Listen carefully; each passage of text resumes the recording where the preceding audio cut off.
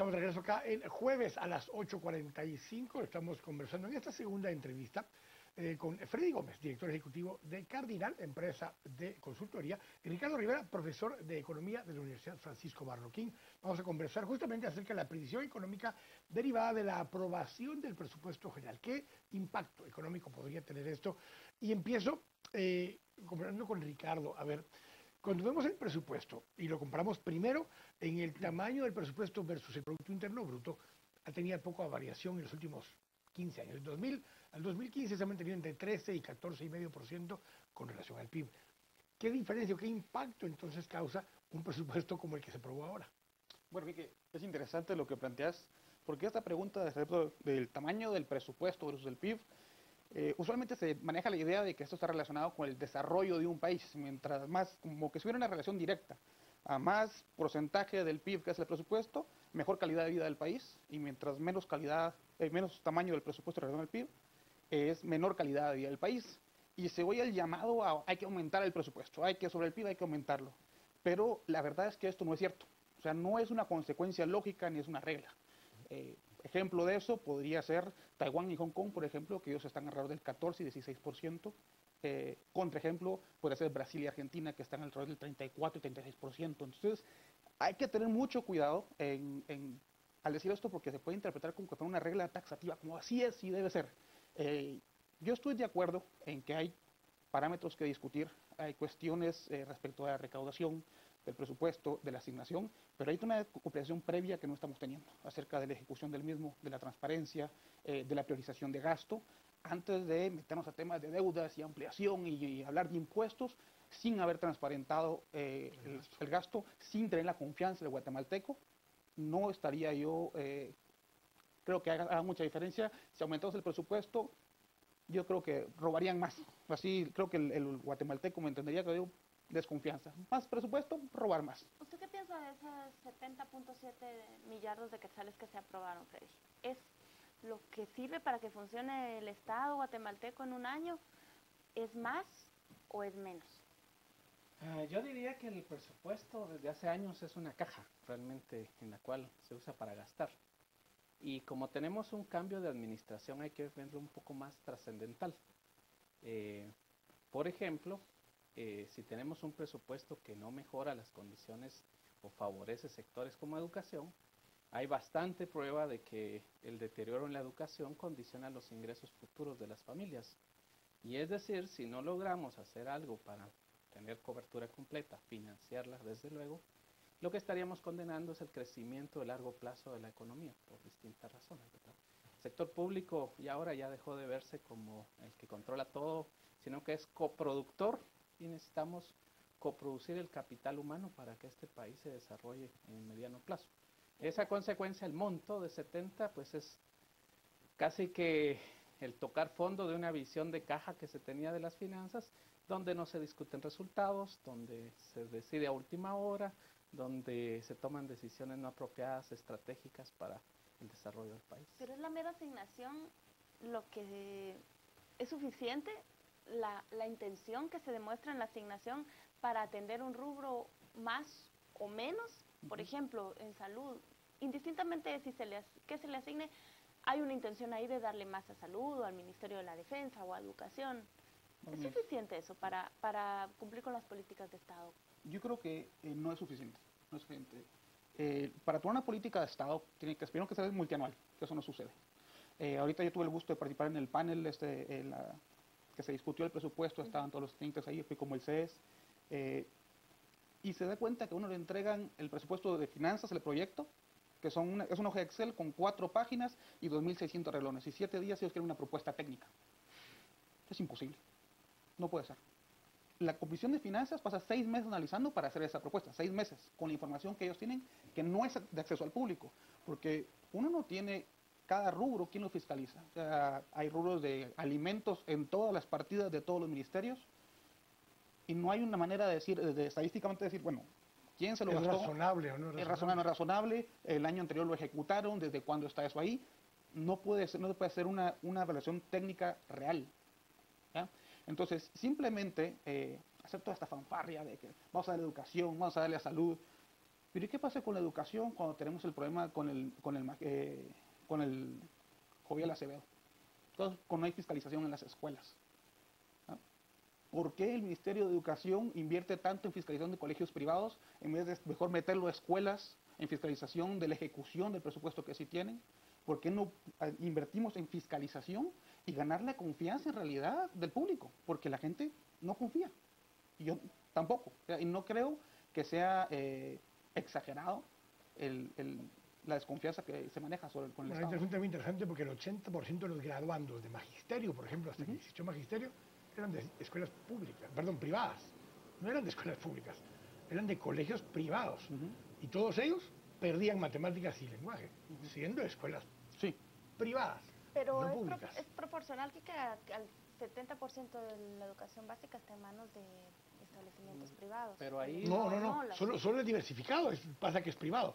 Primaria es público el 80%, básicos ya es 60-40, pero a nivel de diversificado, porque no solo el magisterio, a nivel diversificado, la mayoría son estudiantes en escuelas privadas, no estudian en escuelas en públicas, general, no hay cobertura. Solo el 30% es del Estado. Sí, no hay cobertura. En el nivel Y aún diversificado. aunque hubiera unas proporciones entre público y privada, la discusión debería de ser de la calidad con que salen los estudiantes. A Y eso hay me refería pruebas con las mediciones. estandarizadas, PISA, etcétera, para que nos podamos comparar contra el país cómo vamos. Mientras no desarrollemos referentes sobre los cuales evaluar y asignar, no vamos a tener discriminantes sobre. Por ejemplo, hay institutos, colegios en otros países, se ha mostrado que algunos, los privados, por distintas razones obtienen ciertos alumnos más puntos en pruebas estandarizadas, pero hay otros donde los públicos lo hacen también, porque el sistema institucional es diferente. En Guatemala, que no tenemos esas pruebas, que era un objetivo para que se iba a dejar este año, mientras no tengamos eso, la discusión del presupuesto es irrelevante de cierto modo, porque podemos poner más donde estemos obteniendo bajos retornos de inversión. En este caso, o podemos estar dando muy poco donde realmente estarían los retornos más altos. La pregunta venía un poco también en esto último que estabas diciendo, Freddy, porque ¿cómo medimos los resultados si lo que tenemos es un presupuesto que para efectos prácticos solo es de mantenimiento? No tenemos realmente un presupuesto de inversión, haciendo la salvedad que invertir en maestros a la larga sí es inversión porque estamos invirtiendo en capital humano, pero dejando eso a un lado, la capacidad de inversión realmente con los márgenes que tenemos es marginal, estamos manteniendo el país, no estamos construyendo país. Ahí, ya entrando un poquito a la lógica del presupuesto también, hay reformas que hacer.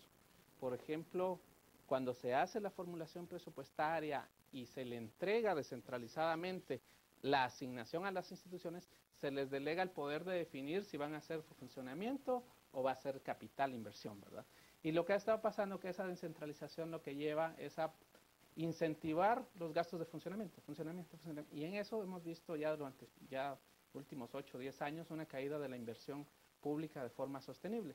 En Guatemala ahorita no estamos ni siquiera por asomo discutiendo si la inversión pública es un motor de crecimiento. O sea, toda esa discusión ya está olvidada porque estratégicamente el diseño del proceso presupuestario necesita reformas para pensarse en alinear intenciones a instrumentos. Y eso precisamente pasa por regresar a una discusión de un sistema nacional de evaluación, en la cual las universidades jueguen un papel evaluando justamente el impacto que tengan los programas, sino que lo haga el gobierno, vamos a medir nosotros mismos cómo lo hacemos. Y fomentando investigadores que justamente promuevan todos los insumos de los cuales el Estado no puede hacerlo, sino que hay un mercado de evaluadores ambientalistas, de salud, de educación, y en el cual esa idea se tenía desde hace 8 años, y ahorita recordemos que uno de los abanderados de presupuesto por resultados era el Ministerio de Salud, y no cabe ahorita pensar si es una discusión siquiera cómo le fue al piloto de presupuesto por resultados. Pero una cosa es la asignación y otra cosa es la asignación y otra es, bueno, la asignación, lo que realmente reciben y lo que ejecutan. Ministerio de Desarrollo Social, por ejemplo, era uno de los que tenían un presupuesto robusto, les dieron menos de la mitad y ejecutaron el 20 y pico por ciento, 23% llevaban. Y ahora anunciaron que recortan en 500,000 los beneficiarios del bono porque no hay dinero. Al final, ¿para qué sirve el presupuesto en la práctica? Si lo que determina son decisiones políticas, la recaudación y la liquidez que tenga el Ministerio de Finanzas. Eso es un punto interesante, un punto interesante. A mí me gustaría decir que la elaboración del presupuesto es un tema puramente técnico y que se tome en cuenta la recaudación de manera real y efectiva versus la deuda pública y a largo plazo uno trata de medir. Pero la realidad es que no es así, responde más a incentivos políticos. Nos gusta pensar que ahorita con la elección del nuevo presidente, pues lo que pasa con todas las elecciones del nuevo gobierno, pues ahora sí el cambio, ahora sí estamos listos para arrancar. Hoy sí, esta es la buena. Y yo espero no, espero no, pero creo que nos vamos a desilusionar. Por ejemplo, estas movidas a última hora que pasaron el presupuesto, el Ministerio de Comunicaciones pasó de 1.000 millones a 2.000 millones, de un plumazo apareció, y uno dice, ¿y esto dónde pasó? Y la conversación y la plática y todo lo que se discutió acerca de priorizar. Los think tanks fuimos ahí básicamente a ser parte del show, porque al final, con plumazos y bajo la mesa y en acuerdos previos, parece que se decidió cómo van a ser las asignaciones presupuestarias. Además, no tenemos manera de medir la ejecución, no hay. ¿Cómo medimos la ejecución? ¿Qué parámetros tenemos? Regresemos un poco al impacto económico. Sí. ¿Qué impacto económico tiene o no tiene un presupuesto? ¿Haya sido de 70.000 millones o hubiera sido de 75.000 millones? ¿Tiene un impacto económico el que hubiera habido esa diferencia de 5.000 millones, digamos? Pongámoslo así, Guatemala ha estado creciendo a una tasa bastante aceptable respecto a sus pares, quizá controlando por la calificación de riesgo, en una ausencia de políticas promotoras de crecimiento. O sea, los privados en general están haciendo su trabajo sin un apoyo directo a la inversión ni creando bienes públicos, etc. Como vimos, la inversión pues viene para abajo, que es el instrumento clásico de incentivo al crecimiento, y por ende no hay de dónde echar mano de que el presupuesto sea un instrumento de una política a largo plazo. De esa cuenta, lo que sí creo que hay que rescatar mucho es toda la parte de lo social. Digamos ahorita, el anuncio de Mides de no dar el complemento de los bonos desestabiliza por completo las previsiones de ingresos de las familias. O sea, generalmente una mujer que iba a cumplir las condiciones de evaluación para que recibiera su bono, había hecho una previsión. Pero no lo estaban entregando. También era una promesa falsa. Les habían Y peor dado un aún, pago si ese todavía año, con e eso hoy incompleto. ya se eliminó por completo. Va a Eso, demandar al Estado por estafa. por ejemplo, alguien pudo haberse endeudado esperando que Esperando llegaran el esos pago, ingresos. así ¿Y es. ahora qué va a pasar? Puede haber contracciones, por ejemplo, hasta de alimentos. Puede haber cosas así. Entonces, eso es muy delicado de tomar decisiones tan así, tan a lo fuerte. Y yo creo que ahí es donde está el punto, que no importa el tamaño del presupuesto, pero que esté pésimamente ejecutado y que contradiga principios básicos de los cuales se crean los bienes públicos, no es la mejor herramienta para ello. Ricardo, porque si a nivel macro sucede esto que estamos hablando, vamos al micro. Okay. Si se le quitan 1.000 millones de quetzales al sistema de salud, ¿qué impacto tiene en los proveedores de insumos, de medicina o proveedores de cualquier tipo en salud? ¿Por qué? Porque ahí sí tiene un efecto más micro, más directo a una industria en particular. Sí.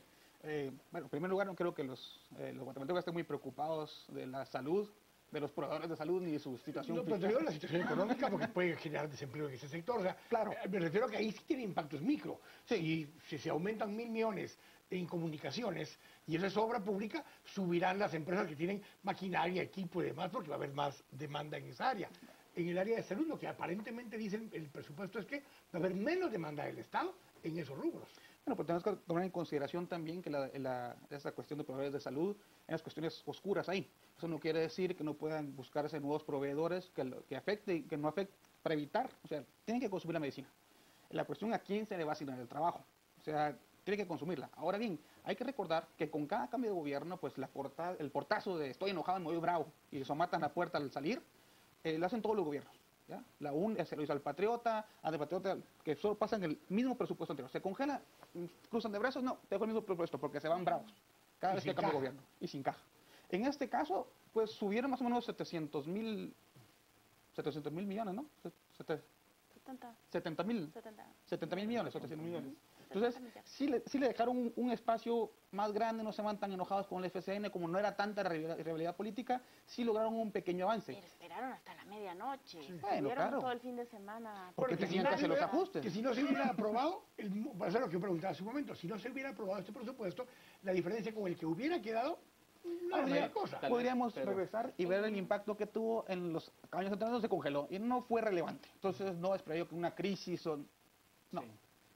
Solo tal vez en la parte de ya lo micro. Si hay un cambio bien importante, que es que la deuda pasó de 9.300 a un techo de casi 12.400. Sí. Eso ya que está a punto de ser la unidad ejecutora más grande de todo el Estado. Y casi ya podríamos decir que es prácticamente igual que educación. O sea, el país gasta en deuda lo que gasta en educación. Y se ha reconocido a través de este presupuesto. Si hubiera quedado el anterior, hubiera quedado con un desfinanciamiento completo por ese monto porque no hubiera tenido techo. Entonces, eso es un... Y lo más importante, creo yo, es que prácticamente los aumentos, y bueno, que también hubo disminuciones, pero el aumento de la deuda absorbe la reducción de todos los demás. O sea, lo que estamos viendo aquí, y que es una discusión bien de fondo, es que estamos definiendo una prioridad de cumplir una deuda legítima contraída financieramente y reduciendo los sectores sociales, algo que suena muy común en toda la economía. Ahora, si regresamos a lo micro, a los bancos les va a ir muy bien el próximo año. Ahí, ese es un punto Sí. que hay que discutir Claro. mucho, porque ahí tiene una obligación de la tasa a la que colocas, que es bien importante. Esa es un ahorro de 1% de tasa te favorece 150 o 200 millones. Bueno, al ¿no? Estado. Al Sí. Estado. Pero un aumento de un punto favorece enormemente a los bancos. Y hay que poner claro que cómo perjudica al guatemalteco de ingreso medio. Por las Porque tasas. esa asignación, Por la disponibilidad la disponibilidad de esos ahorros va a afectar y va a subir la tasa de interés, va a tender a la alza. Otra cosa que nos está hablando es que la deuda externa que está contratada está a una tasa con la Reserva Federal. Esa tasa está a punto de subir. Una vez sube Por esa lo menos tasa en el medio punto. extranjero, eso va a obligar a, con una cuestión que Ajustar mencionamos todo ya, hacia a ajustar todo. Otra vez deuda sorpresa, otra vez movimientos de asignaciones de última hora, porque la verdad es que el presupuesto no es una cuestión técnica. No es una cuestión técnica. Gracias, Ricardo. Gracias, Freddy, por habernos Gracias, acompañado. Luis. Muchas gracias por compartir sus impresiones. Gracias a ustedes también por habernos acompañado en este segmento de entrevistas. Vamos a ir con los deportes y luego regresa Juan Carlos Sandoval con a las 10 p.m. Buenas noches. Dios los bendiga.